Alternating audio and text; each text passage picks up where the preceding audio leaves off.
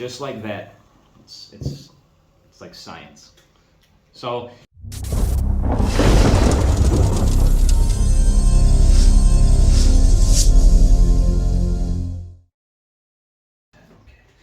What's going on, everyone? So, it's Bob and Steve. There you go.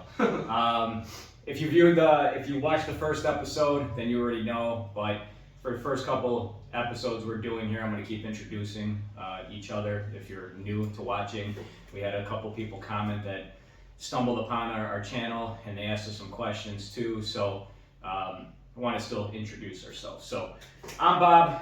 A little background, quick story, whatever. I've been doing this for 22 years now. I believe it's been that long in the automotive industry. And Steve has been a customer / friend for, I think, 15 years. Yeah, around 15 years. Yeah, so that's a quick rundown. If you want to get caught up, go watch the first episode. We got some stuff to talk about. This episode's actually going to be a little bit longer than the last episode that we did. More so, first episode was a quick rundown. We talked a little bit more in depth about who Steve is, what he brought in, what he had, what he drives, and such and such. So this episode, we're shooting for about 30 minutes roughly. And Steve's got the little handy dandy timer, so we can look into that. And that's about it on that. Last week we talked about the dyno checklist, and we did a DIY segment, which we're going to do on this episode as well. We did a DIY segment on an electrical crimp tool and the connectors. And this week we're going to almost keep it, we're keeping it still electrical. We've got a power probe. You've never seen one of these little handy dandy guys. I'm going to see how many times I can say handy dandy today too, because that's got to be at least the second time. Play a drinking game. Every time I say it, you can take a shot. So we'll go into this last 10 minutes of the video. The other thing I will mention is we will have a timestamp on the bottom if you're watching on YouTube. I don't know if we can do it on a podcast. I'm not really familiar a lot with podcasts. He more so is. I don't think there's can you do like a timestamp marker or whatever so people can just click? We're going to have to check through the Anchor software that we've been using for it, but okay. We'll look into it and see what we can do. And as he mentioned too, our podcast is on Anchor, but it's also on Spotify. I believe when we set everything up, we can also have it on, what is the Apple version? iTunes? iTunes or whatever. You can probably tell that I'm an Android guy myself. Me too. But we can if you guys want it on other platforms, just let us know, shoot us a message, we'll try to get it on there. But yeah, last week, as I was talking about, dyno checklist, we actually linked it down below on our YouTube. We can actually see how many people were downloading it, and it was a pretty big hit. We had some questions that were directly from the podcast on YouTube about, hey, I'm trying to do this to my car and get it dyno ready, but I had a question about such and such on the checklist. So, my whole thing about this is helping you guys out. I got some products here, but I'm not looking to sell anything. It was just something that you guys can maybe look at instead of just us talking. And of course, if you're listening in the car or whatever, then you don't even see anything. And we're also in a different environment because last week was it was loud outside. We were out in the shop, but not only that, our voices weren't projected good enough. And as I was saying in the first episode, we are looking to buy some type of microphone package or mixer, but I'm not looking to spend $5,000 into that because this doesn't yield me anything. This is something fun, or at least I find fun to help you guys out. So this is kind of separate from the business aspect of it. Am I forgetting anything? No, I don't think so. Hopefully the audio quality is better today, but I guess that remains to be seen. I'm going to try to let Steve talk a little bit more too. He's going to get warmed up to this camera. He's never been in front of the camera up until last week. So he's going to be a little bit, shy and timid. Yes. And, I told him he could bounce questions off me. When we're talking about stuff, he can interrupt me. It's not a huge deal. And, we'll go from there. So looking at the stuff that we have to address today, I think we took care of all that. The one thing I did want to mention, so we have a couple big things in the works here. That's what's going on, that's behind the scenes. And one of the things is right before COVID hit, we were talking about doing like a tuning class here. And this was almost around the same time. And then, of course, we all know what happened after that with COVID. Shut it down, decided that it wasn't a good time to do a tuning class and have a bunch of people indoors next to each other. But now it's coming back. We're going to do it. I'm going to be hosting something here, and it's going to be right now my main focus is doing smaller classes so people can interact. If you got a question that, hey, you can raise your hand, I can come over, I can show you, as opposed to if I have a class of like 20 people, I'm not going to be able to get to everybody. But the biggest thing is I'm looking for loyal customers that have followed me, that have been there, from not from day one, but you guys are going to have the first access to this. So if you're watching this and it is something that you're seriously interested in partaking, shoot us an email, rcautoworks@gmail.com, and just say that you're interested in, and you're going to be added to that list, and we're going to contact you with more info. The biggest thing about this tuning class too is we have to gauge where you're at as far as like learning and how much you know. If I do a class where you have absolutely no idea with what like ignition timing is, or you have absolutely no idea what air fuel ratios mean, you can't. We want to separate classes to make everything not only equal, but so you guys can learn. Such and such might know how to already tune a car, but he has questions or he wants some dyno time, which we're going to do also real dyno time with the car and the dyno during these classes. So shoot us an email. I think I went on a little bit too long for that, but that's okay. As far as this episode, we're actually going to talk about catch cans and basically the questions that I hear when customers come in, and a little bit of explanation. So we actually have 3 catch cans set up here, and the first one is actually a Vibrant catch can that we sell. We have these always in stock. We sell a kit for the K series and the B series. So if you're interested in a kit, I gotta unbox this, or I can have Steve unbox this while I'm showing you guys the other ones. We also have a smaller little catch can, and this is more so, I want to demonstrate something with you more so, or show you guys. We got that guy, and then we got the big one that I'm sure you guys are familiar with. It replaces the battery on the Civics, and it goes right there. Real popular one. Thank you, Steve. And then this is the Vibrant one. This is 2 ports, as you can see. The 4-port, they have a 4-port one, doesn't have a breather or a filter more so. And with that being said, that's a big thing when it comes to catch cans. And we have 2 basic things. So normally if you see a smaller catch can, it's actually not a catch can. Now this one is, because it has a vent on the top, and that's what you're looking for. There's a catch can and there's an oil separator. An oil separator main goal is to separate the oil from going back into your intake manifold or intake tube and contaminating that air and all the other stuff. So that's what an oil separator is. Don't get it confused with a catch can. There is a certain company that's out there, and long story short, they actually came in and they talked to us and they said, well, why won't you sell our catch cans? And we told them it's not a catch can. It's more so. And before I get reamed out or anything, if I'm using the wrong term or definition or whatever, I distinguish a catch can with a vent on the top. These are the vents. These are the vents. An oil separator won't have that vent. So, and it's normally the smaller ones. So imagine if this wasn't here and this was just, closed off. If you're talking about a catch can and oil separator, you want to make sure you know the difference. The main goal for a catch can is literally to ventilate the crankcase or the engine block, and it's to relieve all that pressure, because no matter how well a motor is built, you're always going to have a certain amount of leakage that is going to go through the piston rings inside the actual crankcase, and that's where the crank would sit, hence the term. And that pressure is going to build up, and if you ever see or hear or maybe a buddy or whatever, it's going to push out seals. It will push out your oil pan seals. It will push out front main seals. It will push out rear main seals. So all you're doing is you're trying to relieve that pressure, which, you know, there's no right or wrong in a sense.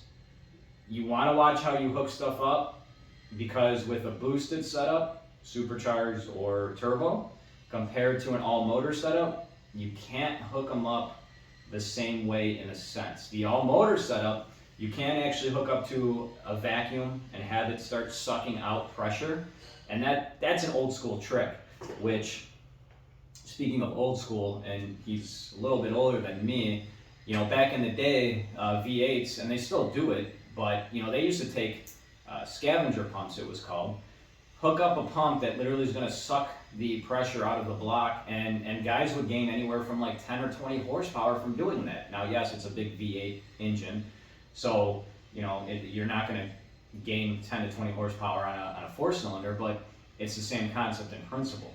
And this, none of this is new. None of this is, you know, I didn't invent this stuff, and you know, this is all old school stuff, which we have some questions, and we also have some other stuff too. So I have a question. Sure, go for it. What would be an issue you would see with like a knockoff catch can, like something cheap on Amazon that's, Okay. you know, $20? Perfectly good question. So the issue is, and we'll just use this one. This one is probably actually an Amazon $20 special. It says oil catch can on the top. That's how you know it's an oil catch can. The biggest issue with these is, even though it has a vent on the top, you have, and I say this a lot, imagine if you had to blow through here and try to get through this vent, as compared to these big holes. You know, it's going to relieve the pressure a lot quicker. And the other big issue that we see is with smaller ones, when they can't relieve the pressure quick enough, the oil will go in, but it'll actually start to puke out the top. And we actually see this a lot. It's very common with a popular one, name brand, is a Moroso. And the Moroso one it'll just keep puking and puking and puking. That's because the pressure can't get out quick enough. You know, you're taking pressure from an engine block, and then you're going to put it in the catch can, which, I mean, look at how small this one is compared to how big this one is. This one also has 4 ports. Now, the 2 and the 4 port ain't a huge issue, more so, but it's how quick it can vent out. And if you look, it's probably going to be hard to see on camera, but right over here, you can actually see the oil that has been building up. And yes, you're going to get it on a normal filter, but you know, I wouldn't be surprised if whoever had this on their car, if it actually puked up oil. So that's the biggest thing. Now, the other thing too, speaking of, you know, oil baffles, or should you have anything inside, and the oil baffles are not a huge priority as much as the venting system goes. You know, I wouldn't be concerned more so about, you know, hey, I got to put something in there to stop the oil from going back in. You know, the other thing too, like on this one, the bottom ports go to the back of your block, and you actually put it once it gets to that level, of course, the oil is going to go right back into your block if you don't stay on top of draining it out. Now, the thing with that too is, we get a lot of phone calls, a lot of emails, messages. The stuff that comes out of here, it doesn't look very pretty, and it kind of looks disgusting, and it's, especially if you're running E85, and if you know what I'm talking about, then you immediately know. But you know, a lot of guys will freak out, and I think I got a head gasket issue, I got this and that. You know, it's oil gets hot in these, it builds up moisture. It's normal in a sense. If you ever took a valve cover off, it's the same stuff that's going inside a valve cover underneath. It's the same stuff that you can maybe find in an oil pan from time and again, whatever. And yeah, so I guess that answers your question, doesn't it? I think. And then I have a little note here too, because people always ask, can you ever go too big? You really can't go too big. And the cool thing is, what I tell people is, if you ever go to like let's say you go to a drag event, an NHRA drag event, and you see those big cars, the top fuel cars, look at their catch cans. Look how massive they are.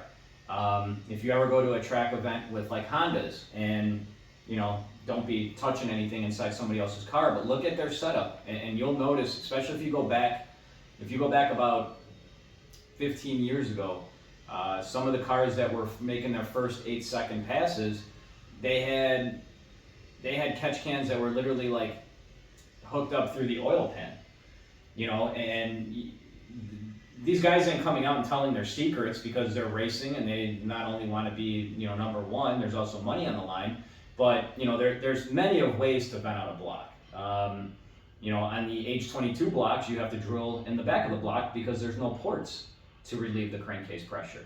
But, can you ever go too big? The answer is no. And the other thing too is you don't need something fancy. I think this catch can maybe is like right around 150, 200 bucks.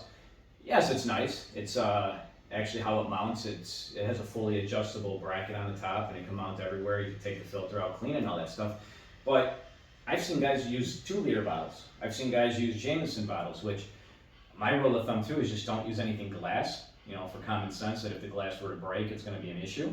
But yeah, it doesn't have to be fancy. If you're on a tight budget, get handy, go to Home Depot. Just make sure you don't buy some like plumber's pipe that's going to possibly melt and cause some deadly fumes. And then the other thing too that I was saying about all motor guys, if you hook it up correctly, you can hook it up to a vacuum so you can suck out the pressure, but you also want to be careful that you have some kind of check valve where you're not going to be letting it go back into the engine and whatnot. There's theories to it and whatnot. And there's a lot if you dig on the internet. And you got to really dig, because like I said, a lot of these are old school secrets that guys don't want to give up. You can hook one through the exhaust. The exhaust will actually create a vacuum and pull the pressure out of the engine block too. So there's many ways to skin a cat, I guess you can say. All good information. So, any questions as far as the catch can goes? I would just say, with that being said, is there anything that you should do as routine maintenance to make sure that you're taking good care of your car? Like check it every time you change your oil, or? Yeah, that's what normally people get in the habit of. Usually when they change their oil, or depending on how frequently you change your oil. If you're one of those guys that are, you beat on the car and you're changing it every 1,500 miles, you really don't have to probably empty the catch can at that point. Some of the catch cans actually have a dipstick. This one does, because it probably fills up pretty quickly. So this one has a dipstick. This one has a nice little drain on the bottom. Some people actually hook this up to like a valve that they can just open it up, make it fast and easy. So I would say at least once every other oil change, and it also just depends on how much you're changing your oil. So I think that's pretty much about catch cans. A lot of guys just get them confused. I think more so it's, the info is out there, but it's not, you can read some articles, but a lot of guys just don't want to read the articles. They kind of want the thing spoon-fed to them. And you got to do some research when it's coming down to this, and just understand how an engine works.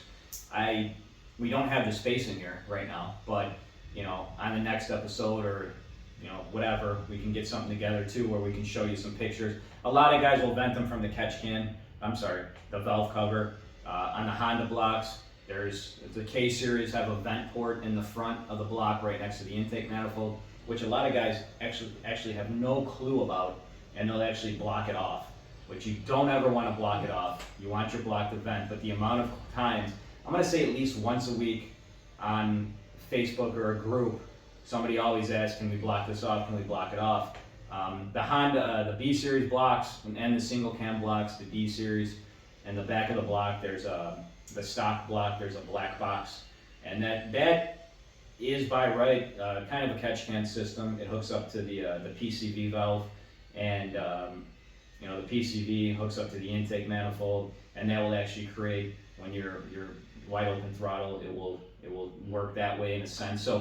So stock blocks actually do have some sort of a catch can oil separator in a sense. Not every block, so once again, don't hold that over my head, but majority of blocks do have something. We're just ultimately, you got to remember that you're making more power. You're trying to increase the longevity of your block, especially if it's a built block. So you want to get as much pressure out as you possibly can. And then there's another thing too, where On the B series and the K series, we actually have a fitting that you can screw in line, and it will actually tell you how much pressure is coming out of your block, which is cool. And I know you're more so a computer nerd. I love reading extra data that I can to see, and it's cool seeing, a block that's well vented out, and then a block that has no ventilation, which we've done some tests on too. So I don't know. I think pretty cool. Yeah, I was gonna say I think that's almost pretty much what catch cans and stuff. Yeah. If we skipped over something, we're trying to keep this down to a time frame so people can watch the whole episode and not get bored. But as I said before too, if we skip over anything that you want addressed, I know at least on Anchor and Spotify, there's a way to ask questions. Of course, on YouTube, you can comment down below. But like I said, if we miss something, ask the question. We're here to help. That's why we're literally here. Like I said, I'm not trying to promote anything that I have on the table. Yeah, I'm going to tell you that we sell and stock the catch cans. And that's the other thing too. If you've gained any kind of knowledge or you felt like this was helpful, please share, please like. That helps us tremendously.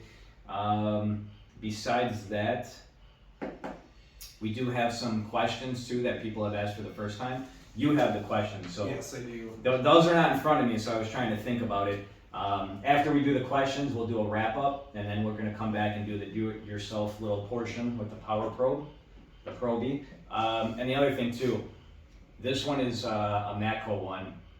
You don't have to buy a special one. They actually sell these on Amazon for I think they're around $25. We don't buy everything off the truck either. Some things we get good deals on. Other things have lifetime warranties where we can exchange them fairly quickly every week instead of going to drive to a store. But we'll be talking about that, so stay tuned for that. And then he'll read off the viewer questions. I figured that this was a good way to maybe have him talk a little bit more, and we'll go from there. Okay, so our first question is here. Why don't you carry certain brands that are popular?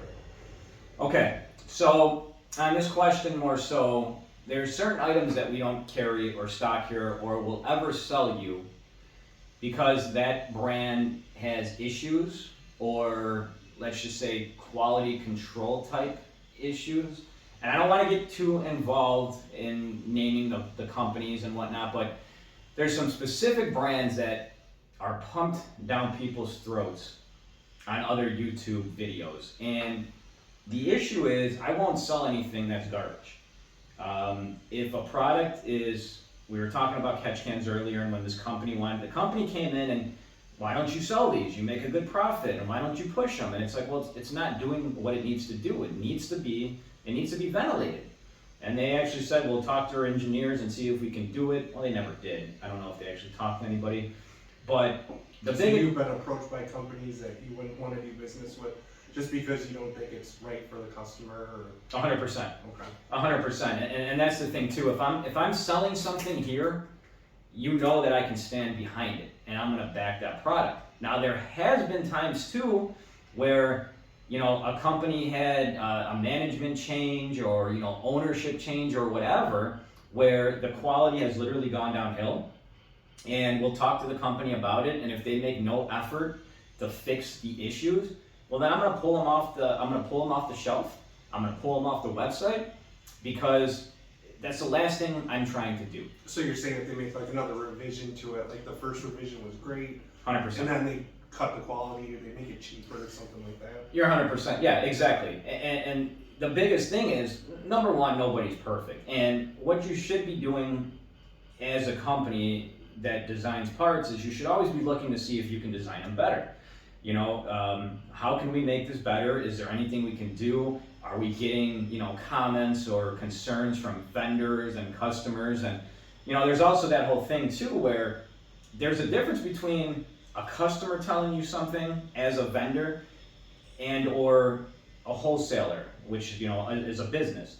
When we tell a company something and we're telling you over and over and repeatedly, you should kind of take it to heart. Well, not kind of, you should 100%. Now, if you get a customer that, hits you up and says, hey, I'm having a trouble with the install, well, we actually will look into the issue and verify if we've ever had an issue, or we'll talk to that company. And if it's a known problem where, let's just say have a turbo manifold here that we make. Let's just say, this turbo manifold is notorious for hitting the firewall or doesn't fit correctly, and we tell you, and hey, this is our fourth one now, and now we're getting customers that are having issues, and you're not addressing the problem. You're just all about taking money. Well, there's an issue there, and I stand by my name. I'm very, I take pride in what we do here. So that's ultimately why I won't sell certain brands, because I know what they're about, and the main reason they got to that point, or why they got somewhat big, is they're also giving a lot of free products away to bigger bloggers, vloggers, whatever you want to call them, and I've been approached too. Hey, here's some free products. Will you put them on your car, and will you, promote them? And I'll tell them flat out no. And it doesn't, and I've been like this from the get-go. It doesn't matter how much I'm making on a product, because that's the other thing too. These companies almost want to use money as like a bait, and they'll, well, you're going to make 3 times as much or 4 times as much as the competitor company if you sell our products, and you're going to be a lot richer. And it's like, I don't care. Like, I truly do not care about making more money off product A if it is garbage compared to product B. That's the other thing too. Not only do we sell the items, we install them here. So if we know a product is going to have an issue, and then we install it, and let's say put the car on the dyno, and let's just say, using for an example, an injector. Let's say that injector goes bad on the dyno, causes issues, and then more and more people start coming out, and yeah, I had a fuel injector issue, or this and this and that. Well, then it's like, well, yeah, what are we going to tell you, to switch to a different injector? We just sold you these. And the majority of the companies that we deal with actually will listen, actually will take things into consideration. And then some companies don't. But usually what will happen at that point is that company, there's something going on behind the scenes, and you can kind of slowly see them progressing downward. So to answer your question, that is why. Okay, makes sense. So our second question here is, what advice do you have for a person looking to start their own business? Okay. So of course, I saw the questions too beforehand, and we get this question asked a lot. The biggest thing for any business owner or any person that is looking to start a business, and it goes for any, a computer repair business, a plumber, electrician, is you gotta have some sort of plan. The biggest problem I see, and I got a bunch of friends on Facebook, I don't know, all of them personally, but a lot of guys are trying to start up their own business, or trying to start up their side hustle, which ultimately will go into their own business, is they have no plan. Like, what do you mean, like set goals for your business? Exactly. Okay. Exactly. It's more so they're like blinded by what they're doing, and instead of thinking about the business, their main focus is showing off a product, or their main focus is bragging about something that they just became a vendor of, and they're not looking at the long-term goals. And like why somebody should use their business instead of well, I mean, when you start any kind of business, you're going to start, you got to have a plan. I mean, you don't have to, but if you want it to be successful, you do. And you got to come up with a 1-year plan, a 3-year plan, a 5-year plan, and where you're going to see your business and how you're going to get there to achieve that. And that's more so what I think a lot of people get lost, is they don't think about that. And then what happens is, they're selling a product that they're literally, and that's a big thing too. A lot of guys they'll try to, be competitive, so they're literally breaking even selling something, or they're not valuing their work, and they're not making money at what they do. And the biggest thing is they literally just nosedive into the ground because they can't afford it, unless they have, they inherited some money. But, that's the biggest thing. I think a lot of people just forget about, it does take a plan, and it takes effort to get the business side of things to actually succeed. It doesn't, it's not hard to sell this or to sell a service, especially if you do good with that service. I'll recommend the book that is a very good book for start or beginners is I think it's called like the E-Myth, and it's about I can't remember the exact name, but I'll put it in the link down below. which you can pull up on your computer. Give him a second. The E-Myth Revisited? The E-Myth Revisited, and basically what it is most people too that start a business at one point or the other have been a technician, or have been they have actually been a plumber. They've actually been, let's say you want to start like a computer business, they have been a computer repair guy. So a lot of people, what happens is let's say the business starts taking off and they get stressed because of the amount of work. Well, they don't fall back in the business mentality side. They fall back at being like a technician or a plumber or a computer repair guy, and then they never actually develop that business. So okay, so the book's called The E-Myth Revisited: Why Most Small Businesses Don't Work and What to Do About It. Yes. So why most small businesses don't work, and that's exactly the what the tip or whatever. What would you do to start your business? Get that book, read the book, and you're gonna. I wish I knew about that book when I first started. And I remember when I first started this business, everybody was like, "Hey, if you make it to the first year, you're good." It's actually not. It's if you actually make it to the first 5 years, I believe is the projected goal. Because once again, the first year you can keep on growing and growing, but a lot of people forget that you have to keep on doing the stuff behind the scenes to make things work. And that's also too, I think a lot of people don't realize or understand that when I'm inside the office or inside work or I have meetings, that's all to help the business. It's to strengthen the business. Last week I had a couple people that needed me on the phone, so I made phone calls after hours because we're so busy. But I'm not one of those that just sits around on my desk all the time. I'm in the shop, I'm dyno tuning, I'm either welding, I'm making sure the shop's running right, I'm making sure the shop manager, the office manager have what they need. That's stuff that just doesn't get seen.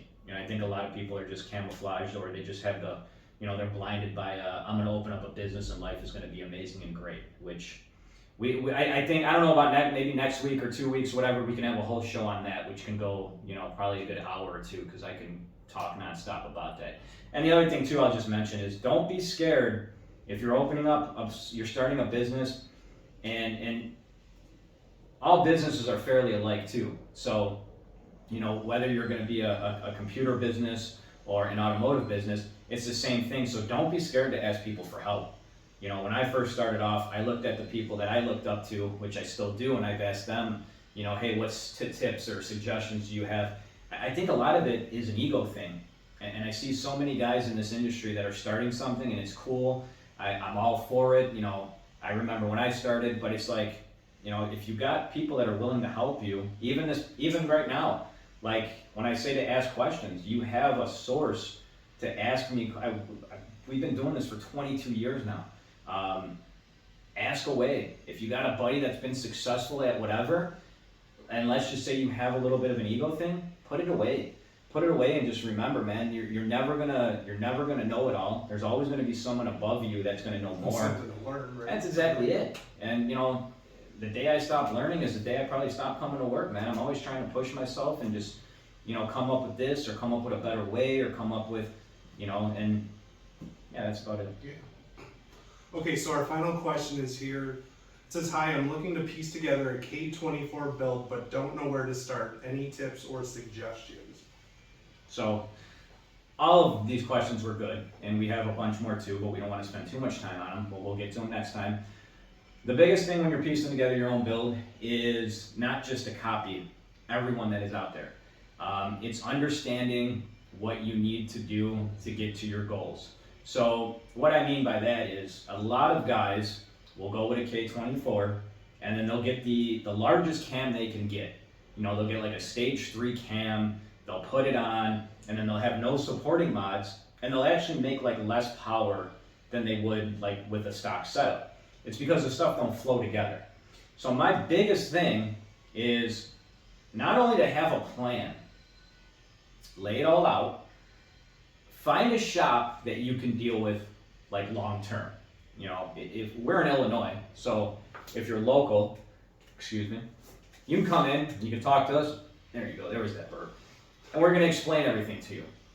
If you're in New York, I know there's a bunch of shops in New York, go in there and talk to the people. Make friends with that shop owner, support your local businesses, small businesses, and those shops will set you up. See, the problem more so is guys will either buy something and they'll copy another setup, and when you copy stuff online, not all these guys are telling the truth about what they have in their car. I'm gonna say that. Just because they're sponsored by somebody doesn't mean, let's say that they are sponsored by, a certain company, doesn't mean that they're rocking their products. So, and that goes without saying. I remember a guy too, he was running the E spark plugs, the E whatever, I don't even know. I told him they're bad spark plugs, don't run them, and his response was, well, they're advertised by the NHRA. Why would they have an advertisement if they're not going to run those spark plugs? And it's like, well, that's a money thing. And that's also too where you got to separate, when a shop is just trying to make money off you or actually giving you valuable info. So my biggest thing would be to come up with a plan. Yeah, what are your goals? What are you looking to achieve with this? Is it going to be a daily driver, a race car? Exactly. And like a stage 3 cam for a daily driver doesn't make a lot of sense, obviously. And if you don't have the supporting mods, and if you're going to, let's say you're going to start off just being all motor, but you're going to go to turbo, you can get a cam that's going to work for both of them, so you don't have to redesign the setup. But then you also have to have the supporting mods, like I said. If you have the right cam, but you don't have a good intake manifold, that's going to hinder performance. Might actually make less power than what you made maybe beforehand. And then that's the big thing. Everything needs to work together. Another thing I would think too is just figure out what your budget is to begin with too, because if you have a limited budget, that's going to dictate what mods you're going to be able to afford and what you could really get out of your whole setup too. You're 100% right on that, and that's where a lot of guys too, I don't think they even put together their budget to begin with, and they're just piecing everything together. And I mean, I've heard it before where it's like, well, why did you go with this intake manifold? Well, I got a really good deal and I do want to do cams down the road, but I don't have the money for it. Okay, well, maybe hold off on that intake manifold. If you got a good deal, then you could buy it. You don't have to necessarily put it on. But specifically with like the K series, the one good intake manifold that makes power and has been proven is the RBC intake manifold, which, if you're not familiar with it, the RBC intake manifold is from the 8th gen Civic SIs. We'll see guys that are throwing gigantic skunk 2 intake manifolds on the motors, and the motors just cannot support it. So they end up making less power. Or, if we're going like on the turbo side of things, and we did have somebody that wants to know how to spec out turbo sizes, and we'll talk a little bit about that in our next couple episodes. But the biggest thing with that is, you buy like a massive turbo and the power band is horrible. Or you buy a certain cam and it's like, well, anything before VTEC, you're not making any power and it comes alive. And if the car's a street car, like you said, okay, well, the car is fun from 5,000 RPMs and up, and I have to stop my red line at 72. So when are you driving around the city like in third gear, 3,800 RPMs, just looking for a race, which some customers actually are, that literally that's all they do is they get in their car and they just want to race everybody, which I will say, if it is a daily driver and it's your only car, you should probably rethink about that, because we get a lot of guys too where it's like, oh man, my car is down now and I need it for work and I'm Ubering back and forth, and it's kind of adult decisions that you have to make too and look at that stuff. Makes sense. So, and I think that's it. We're a little bit past our time mark, which is fine. We're gonna stop this video and we're gonna break out the power probe. I'm actually gonna clean the table off a little bit, and we're gonna grab some components here so you can actually see how it works, and we'll be right back. So, and I appreciate all you guys watching. For the podcast listeners, this is where your video ends and you don't get no more, but you can always go follow us on YouTube. But that's about it. If I forgot anything, as I always try to tell people, message us. We're here to help. I'm here to help. Everybody's here to help. So Steve's here to help as much as he can too. For sure. But I appreciate you guys watching, subscribing, and all that fun stuff. Thank you. Take care. Okay, really quick, guys. If you made it this far in our YouTube video, I want to give this little guy away. It's an OBD1 checker for Hondas. If you're familiar with this, then normally guys will stick a paper clip in the actual connector. This connector goes in, no paper clip needed. We want to give this away for free. All you got to do is like, subscribe on our YouTube, screenshot it, and just share it with us somehow. email rcautoworks@gmail.com or on Facebook, and we're gonna raffle one off or do something and give one for free. We just want to give back to our customers, fans, whatever you guys like to be called. Thank you. Okay, so we got our little DIY segment here, and today we have the power probe, and I actually have it hooked up right underneath. There's a battery by my foot, that's why the lights are actually on, and we have a fan we're going to demonstrate. We have an idle air control valve, and I actually really wanted to find a VTEC solenoid, but we don't have one of those, but you guys can get the idea. And we actually have a test light because you're going to be able to see it actually work. Well, you can see it with the fan, but I figured a light bulb was cool. So Steve's got some questions for me that I will answer. Okay, Bob, why would you use a power probe? So the biggest thing with the power probe is to help you diagnose a problem and to help you diagnose a problem quickly. Give you a real quick example. Let's just say your car's overheating and you want to troubleshoot really quick if it's the fan, is the fan working, or is it a relay issue or a fuse issue? And really quick, power probe has a ground, and then this would be the positive. You're gonna hook up the ground, and you're gonna watch this. This will turn green. That actually shows you that it's a negative circuit, so you can basically inject power in it. If it wasn't a negative circuit, this one will light up red. You do not want to inject power in anything that you shouldn't, or else you can fry the component or fry the ECU and so on. So you see it turn green, and I'm going to stop talking and you're going to hear the fan kick on. Just like that. It's like science. So you can also use it to test. Well, we'll do this really quick. This was Steve's idea, so I'm laying it on Steve that he wanted some kind of light. Hook it up to here, hook it up to here. You can see it kick on. And then we have the idle air control valve. The other thing too, let's just say you're doing a VTEC solenoid and it's a VTEC solenoid is one wire, then you got to ground out the body like that on the VTEC solenoid. This one will just ground out the plug, and I'm going to be silent again because you're going to hear this plunge. And this is a good way if you're having an idle issue, your car won't idle. You want to see really quick if your idle air control valve is actually working. Well, if you don't hear it, that means it's not working. You can hear the plunger actually plunging in and out. That's how you know it's working. The other thing I wanted to show you guys really quick too, it has, you can take this piece out and you can get other adapters. You know, this plugs right into here.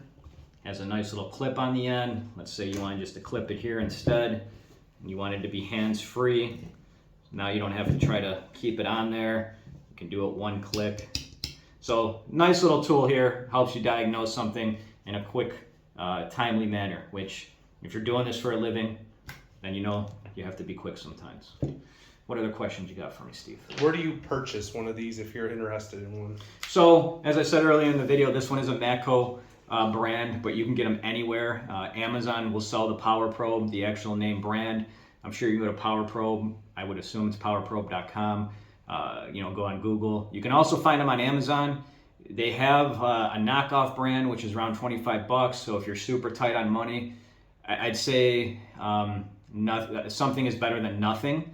You know, maybe get it, help you kind of level up to where you're at if you're a tech somewhere, and then, you know, get the better brand from, you know, Matco or Power Probe. And I think that's pretty much, or even eBay. You might be able to find someone selling like a used one. So, good point. Any other questions? Nope. So that is it. Appreciate you guys and girls, and as I always say, we'll look forward to next week's or next episode, and we'll go from there. Thank you.